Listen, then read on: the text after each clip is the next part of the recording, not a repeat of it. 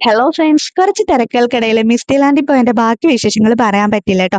Glass ബ്രിഡ്ജിൽ നിന്ന് ഇറങ്ങി കഴിഞ്ഞപ്പോഴത്തേക്ക് ദാണ്ട് ഇവിടെ കുറച്ച് വെറൈറ്റി ആയിട്ടുള്ള പക്ഷികളുടെയും മീനുകളുടെയും പിന്നെ മറ്റു മൃഗങ്ങളുടെയും ഒരു നല്ല കളക്ഷൻ ഉണ്ടായിരുന്നു. അപ്പൊ അത് കാണാൻ വേണ്ടിയിട്ടാണ് കയറിയത്.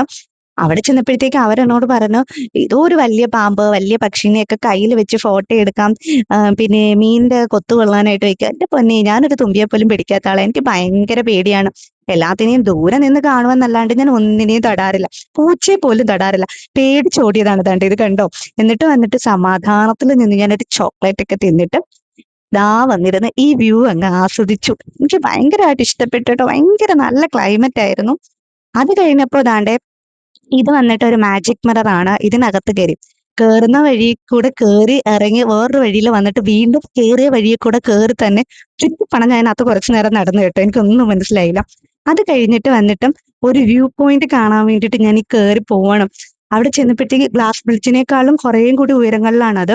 അവിടെ ഇരുന്നിട്ട് ആ ഒരു ഏരിയ ഫുള്ള് ആസ്വദിക്കാൻ പറ്റി. നല്ല ക്ലൈമറ്റും എനിക്ക് ഒത്തിരി ഒത്തിരി ഒത്തിരി ഇഷ്ടപ്പെട്ടു. എത്ര വന്നാലും മതിയാവില്ല. അത്ര നല്ല കാഴ്ചയായിരുന്നു. അവിടെ ഇരുന്ന് അങ്ങ് നല്ല തണുത്ത കാറ്റൊക്കെ ഉണ്ടായിരുന്നു. ആസ്വദിച്ചു. അത് കഴിഞ്ഞപ്പോഴത്തേക്ക് വന്നിട്ട് ഞാൻ ഇതാണ്ട് ഈ അക്വേറിയം കാണാൻ വേണ്ടിയിട്ട് കയറി. ഇതിനേക്കാളും വലിയ അക്വേറിയവും ഒരുപാട് നല്ല മീനുകളെ നമ്മളിവിടെ കൊല്ലത്ത് എക്സിബിഷനോ കണ്ടിട്ടുണ്ട്.